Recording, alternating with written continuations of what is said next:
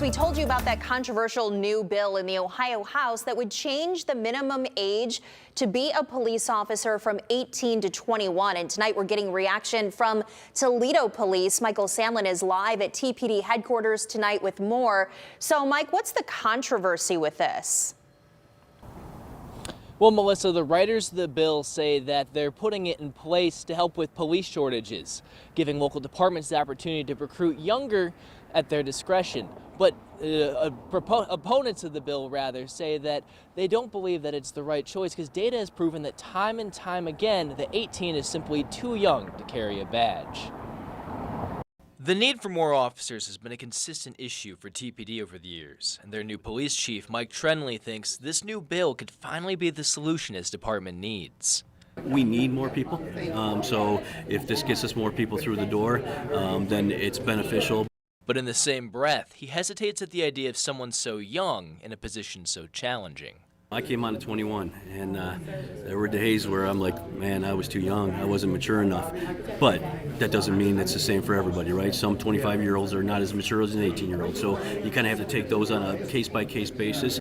It's a concern echoed by BGSU criminology professor and former police officer Phil Stinson. Stinson has spent the last 20 years studying police misconduct, collecting the largest database of police crime in the country. And he says his findings show there is a startling correlation between police criminality and age.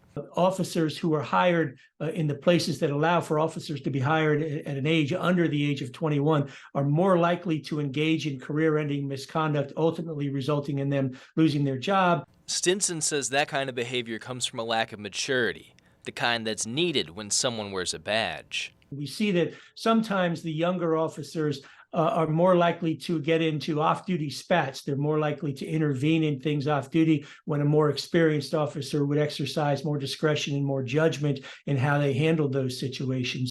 Stinson says new officers often turn to previous life experience to know how to behave. But in an 18-year-old's case, their most recent prior life experience is high school.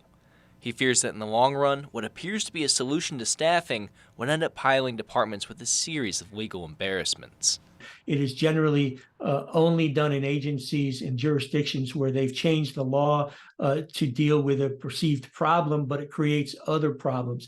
It is not a best practice. It's highly discouraged, and it's really foolish. So if recruiting 18-year-olds isn't the solution to these staffing shortages, what is? I'll give you Stinson's answer to that question coming up tonight at 6. Reporting in downtown Toledo, Michael Sandlin, WTOL 11.